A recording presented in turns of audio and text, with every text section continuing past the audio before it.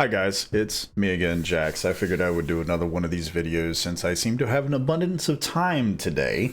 I'm waiting on a bank to call me back. I'm gonna have to call them back here again in a little bit to see if they got my message, simply because, yeah, I need some information for some things. Come on. But anyways, I'm back with some more Brothers Grimm. Today will be Hans in Luck. Jacob and Wilhelm really did write some interesting stories, and if you ever get a chance, actually sit down and read them sometimes, or listen to me read them for you. How about that? So without further ado, let's go ahead and get started, huh? Maybe we'll do another video later, who knows? We'll see. Or one a day if that's what it ends up being. Once a week. We'll shoot for once a week. Anyways, Hans in Luck by the Brothers Grimm.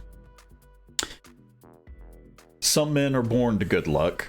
All they do or try to do comes right. All that fails them is so much gain. All their geese are swans. All their cards are trumps. Toss them which way you will, they will always, like poor puss, alight upon their legs and only move on so much the faster. The world may very likely not always think of them as they think of themselves, but what care they for the world? What can it know about the matter? One of these lucky beings was neighbor Hans. 7 long years he had worked hard for his master.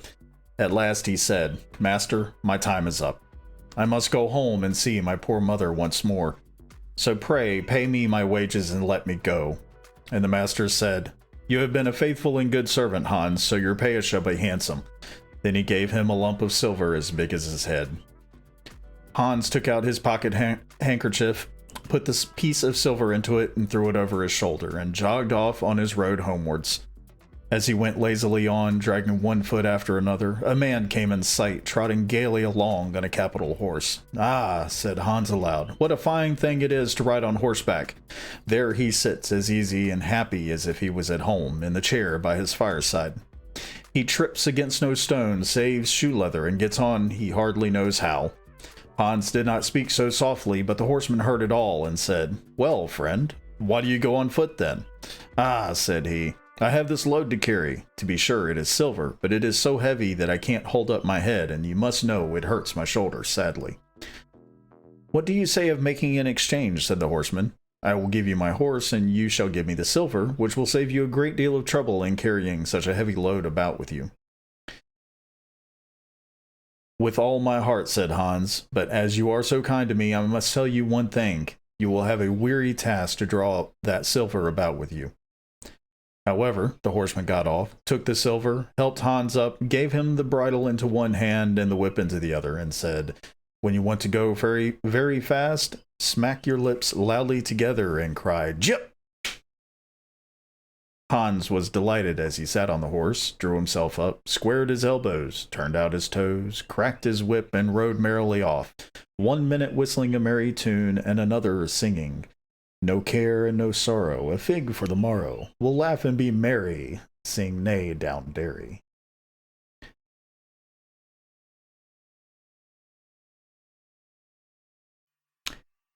After a time, he thought he should like to go a little faster, so he smacked his lips and cried, "Jip!" Away went the horse full gallop, and before Hans knew what he was about, he was thrown off and lay on his back by the roadside. His horse would have ran off if a shepherd who was coming by driving a cow had not stopped it. Hans soon came to himself and got upon his legs again, sadly vexed, and said to the shepherd, "This riding is no joke. When a man has the luck to get upon a beast like this that stumbles and flings him off as if it would break his neck. However, I'm off now once for all. I like your cow now a great deal better than this smart beast that played me this trick and has spoiled my best coat you see in this puddle, which, by the by, smells not very like a nosegay.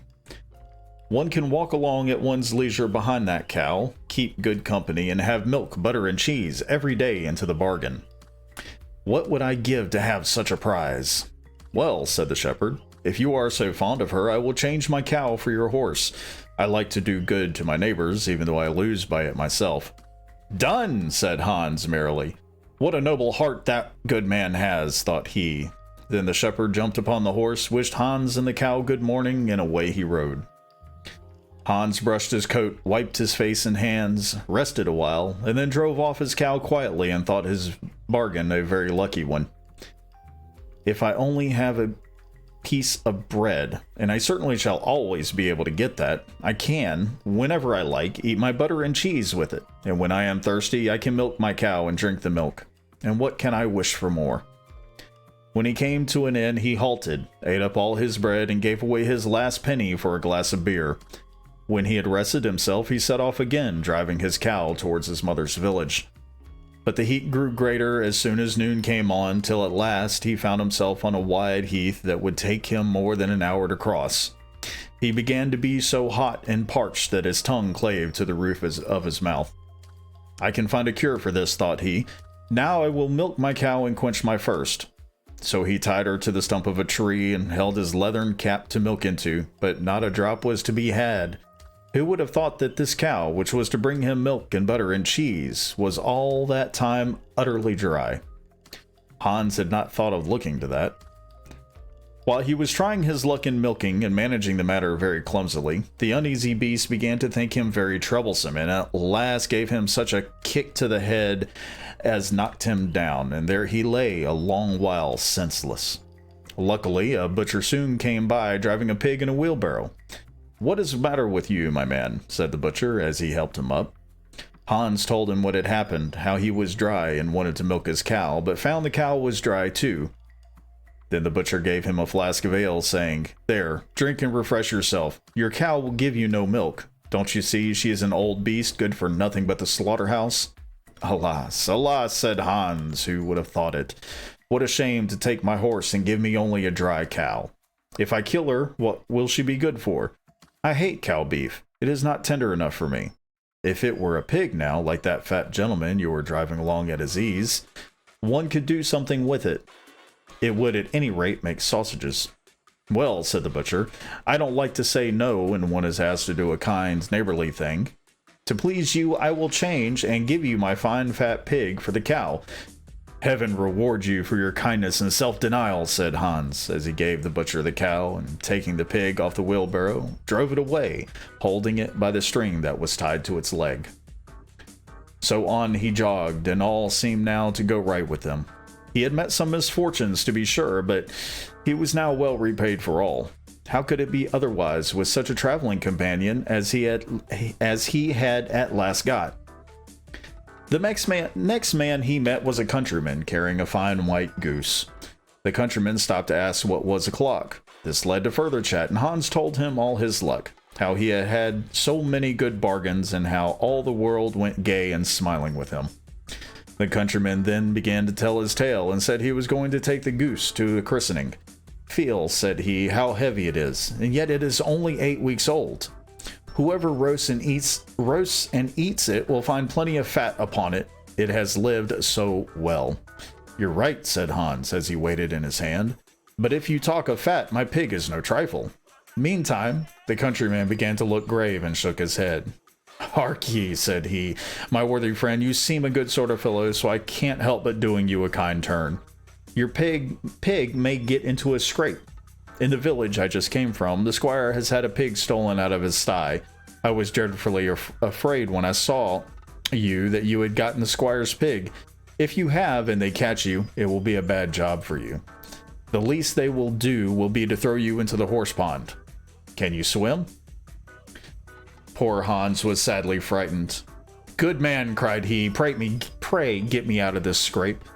I know nothing of where the pig was either bred or born, but he may have been the squire's for aught I can tell.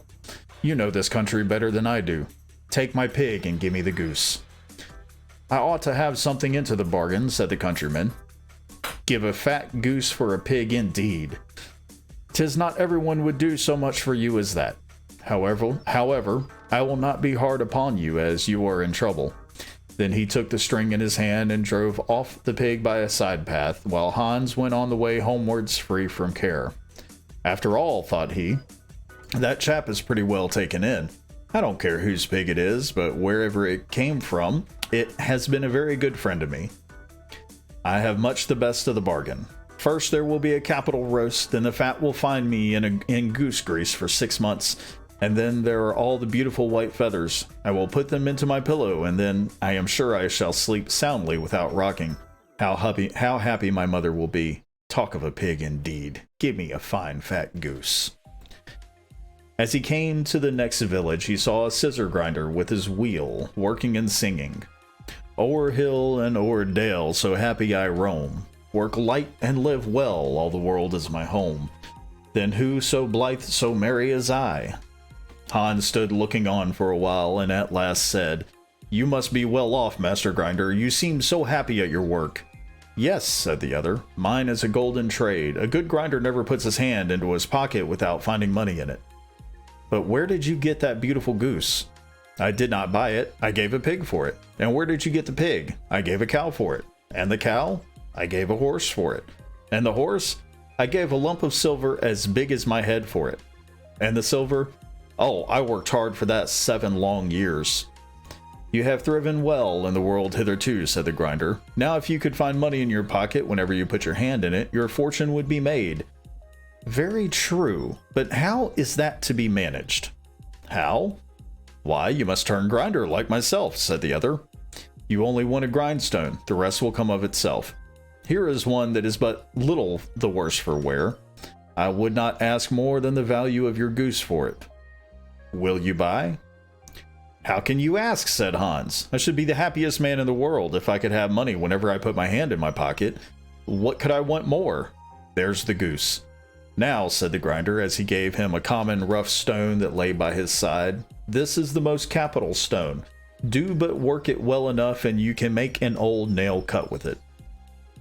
Hans took the stone and went his way with a light heart.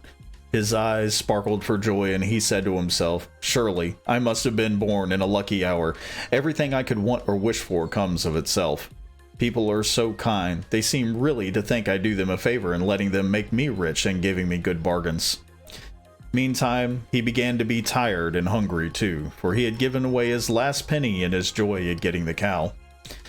At last he could go no farther, for the stone tired him sadly, and he dragged himself to the side of a river that he might take a drink of water and rest a while. So he laid the stone carefully by his side on the bank, but as he stooped down to drink he forgot it, pushed it a little, and down it rolled plump into the stream. For a while he watched it sinking in the deep clear water, then sprang up and danced for joy, and again fell upon his knees and thanked heaven, with tears in his eyes, for its kindness in taking away his only plague, the ugly, heavy stone. How happy I am, cried he. Nobody was ever so lucky as I.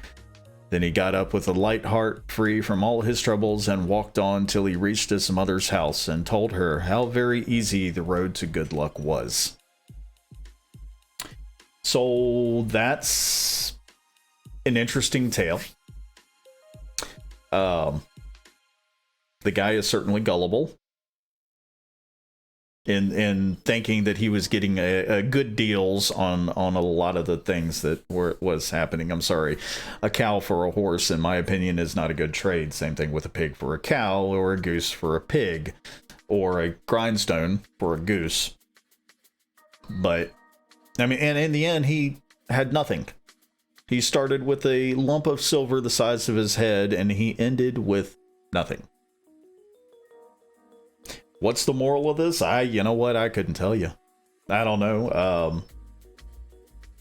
Be happy with what you have. Be happy with what you have, because in the end, you may have nothing at all.